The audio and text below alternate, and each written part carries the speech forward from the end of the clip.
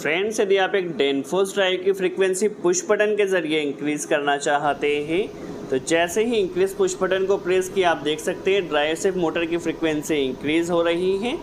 यदि आप ड्राइव की फ्रीक्वेंसी डिक्रीज़ भी पुश बटन के थ्रू करना चाहते हैं तो जैसे ही डिक्रीज़ पुश बटन को प्रेस किया आप देख सकते हैं ड्राइव की फ्रीक्वेंसी डिक्रीज़ हो रही है। इसके अलावा हमने एक स्टॉप पुश बटन कनेक्ट किया है। जैसे ही स्टॉप पुश बटन को प्रेस किया जाएगा ड्राइव हमारी स्टॉप हो जाएगी। ड्राइव को स्टार्ट करने के लिए स्टार्ट पुश बटन कनेक्ट किया है। दैट मीन्स यदि आप ड्राइव की फ्रीक्वेंसी को पुश बटन के थ्रू स्टार्ट एंड स्टॉप करना चाहते हैं तो किस तरह से कनेक्शन किया जाएगा, क्या पैरामीटर्स आपको सेट करना होता है, हर एक कॉन्सेप्ट को डिटेल में समझ लेते हैं। चलिए वीडियो स्टार्ट करते हैं और सबसे पहले हम सेटअप समझ लेते हैं। देखिए दोस्तों, यहाँ पर सबसे पहले हमने स्टार्ट पुश बटन कनेक्ट किया जिसमें एनो एलिमेंट लगाया है। एक स्टॉप पुश बटन कनेक्ट किया, इसमें एनसी एलिमेंट कनेक्ट किया है। इंक्रीज पुश बटन जिसमें एनो एलिमेंट लगाया है। यह हमारे पास डिक्रीज पुश बटन जिससे फ्रीक्वेंसी डिक्रीज होगी, इसमें भी हमने एनो एलिमेंट कनेक्ट किया है। यह हमारे पास एक डेनफोर्स ड्राइव है। डेनफोर्स ड्राइव में यह इसके कंट्रोल टर्मिनल है। तो कंट्रोल टर्मिनल 12 नंबर पॉइंट से लेकर 60 पॉइंट्स तक कंट्रोल टर्मिनल्स। हर एक कंट्रोल टर्मिनल का क्या फंक्शन होगा यह भी हम समझेंगे। ये इसके पावर टर्मिनल हैं। यहाँ पर हमने RYB input power supply connect किया। ये आउटपुट टर्मिनल है जहाँ से हमारी सप्लाई मोटर टर्मिनल्स पर जा रही है। तो यह है इसके आउटपुट टर्मिनल। पावर वायरिंग काफ़ी सिंपल है। चलिए, ये इसके कंट्रोल टर्मिनल है। सबसे पहले हम इन कंट्रोल टर्मिनल्स का बेसिक इन्फॉर्मेशन ले लेते हैं। देखिए, यह इसके 12 से लेकर 60 तक कंट्रोल टर्मिनल है। जो 12 नंबर पॉइंट है यहाँ से हमें +24 वोल्टेज DC मिलता है। यदि आप वायरिंग PNP मोड में कर रहे हैं तो जो वायरिंग की जाएगी वो 12 नंबर पॉइंट से की जाएगी, ठीक है। और यहाँ पर देखिए, ये आप PNP मोड में यदि वायरिंग कर रहे हैं, जो सेकंड डिप स्विच है, सेकंड डिप स्विच को आप ऑफ कर रखिए। यदि वायरिंग आप NPN मोड में कर रहे हैं तो डिप स्विच को ऑन कर दीजिए। और NPN मोड में जो वायरिंग रहेगी वो 20 नंबर पॉइंट से की जाएगी क्योंकि 0 वोल्ट है। अभी के लिए हम वायरिंग PNP मोड में कर रहे हैं, ठीक है। तो 12 नंबर पॉइंट से कनेक्टर लिया जाएगा और यह जाएगा पुश बटन के थ्रू होता हुआ digital input first start push button के थ्रू होता हुआ और 18 नंबर टर्मिनल पर कमांड आएगी। इसे हमें प्रोग्राम भी करना होगा फॉरवर्ड स्टार्ट के लिए, ठीक है। तो यहाँ से आ जाएगा स्टार्ट के लिए, यहाँ से एक वायर लेंगे हम और इसे स्टॉप के लिए, ठीक है, स्टॉप के लिए प्रोग्राम करना है। तो स्टॉप के लिए डिजिटल इनपुट थर्ड को हम यूज़ करेंगे जो कि 27 नंबर पॉइंट। इसके अलावा फ्रीक्वेंसी इंक्रीज़ के लिए हम जो 24 वोल्ट सप्लाई है एक और पुश बटन में देंगे। और यहाँ से देखिए, ये पुश बटन के एनो एलिमेंट को जैसे ही प्रेस किया जाएगा तो 29 नंबर जिसे हम इंक्रीज़ फ्रीक्वेंसी इंक्रीज़ करने के लिए यूज़ करने वाले हैं। और नेक्स्ट जो 33 नंबर पॉइंट इसे फ्रीक्वेंसी डिक्रीज़ के लिए हमें प्रोग्राम करना है। तो फ्रीक्वेंसी डिक्रीज़ होगी 33 नंबर डिजिटल इनपुट पर, ठीक है। किस तरह से वायरिंग की जाएगी प्रैक्टिकली हम समझते हैं। तो देखिए, 12 नंबर जो पॉइंट है यहाँ से 24 वोल्ट DC सप्लाई हमें मिलेगी। वायरिंग हम PNP मोड में कर रहे हैं। तो यहाँ से एक कनेक्टर लिया, कनेक्शन को आप केयरफुली वॉच कीजिए, हर एक कॉन्सेप्ट आपका क्लियर होगा। तो 24 वोल्ट सप्लाई लिया, इसे सभी पुश बटन में start stop frequency increase frequency decrease सभी में हमें क्या कर देना है, लूप कर देना है इनपुट टर्मिनल पर। तो यह 24 वोल्ट सप्लाई जो हमारे पास ऑल पुश बटन है सभी में हमें क्या करना है, देखिए लूप कर देना है इनपुट टर्मिनल पर। सबसे पहले स्टार्ट में किया, स्टॉप में, स्टॉप पुश बटन में NC एलिमेंट कनेक्ट करना है, ठीक है। यही 24 वोल्ट सप्लाई जाएगा फ्रीक्वेंसी इंक्रीज पुश बटन में। कनेक्शन को आप प्लीज़ केयरफुली वॉच कीजिए, हो सके तो नोट डाउन भी कर लीजिए। और यहाँ से देखिए, ये जाएगा हमारे पास फ्रीक्वेंसी डिक्रीज पुश बटन में।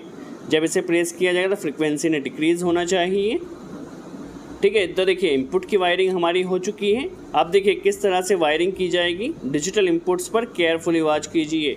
जैसे स्टार्ट पुश बटन को प्रेस किया तो digital input first 18 number terminal पर कमांड जाएगी। तो यहाँ पर एक कनेक्टर हम पहले कनेक्ट कर लेते हैं और इसे हमें कनेक्ट करना है। जैसे स्टार्ट पुश बटन को प्रेस किया जाए डिजिटल इनपुट फर्स्ट जो 18 नंबर पॉइंट है, 18 नंबर पॉइंट पे सप्लाई आएगी। इसे हमें फॉरवर्ड स्टार्ट के लिए प्रोग्राम भी करना है। चलिए, अभी हमें स्टॉप के लिए वायरिंग करना है। जैसे स्टॉप पुश बटन को प्रेस किया जाएगा तो यहाँ से यह कनेक्टर एक कनेक्ट कर लेते हैं और इसे जब इसे प्रेस किया जाएगा तो हमारी ड्राइव ने स्टॉप होना चाहिए। तो 27 नंबर जो पॉइंट है इसे स्टॉप के लिए हमें कमांड करना है, पैरामीटर भी हम सेट करेंगे। फर्स्ट जो इंक्रीज पुश बटन है, जैसे इंक्रीज पुश बटन को प्रेस किया जाएगा तो इंक्रीज पुश बटन की जो कमांड रहेगी हमारी जाएगी 29 नंबर पॉइंट पर। तो इसे हम 29 पर कनेक्ट कर देते हैं।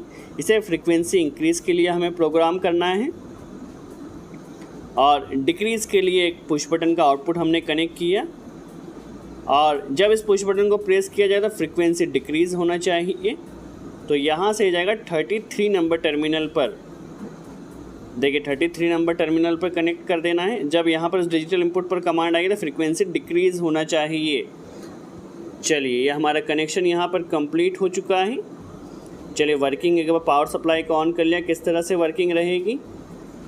तो सबसे पहले हम क्या करते हैं, स्टार्ट पुश बटन को प्रेस किया बट फ्रीक्वेंसी इंक्रीज़ नहीं होगी। फ्रीक्वेंसी इंक्रीज़ तभी होगी जब इंक्रीज़ पुश बटन को प्रेस किया जाएगा। तो इंक्रीज़ पुश बटन को प्रेस करने पर आप देखिए फ्रीक्वेंसी इंक्रीज़ हो रही है।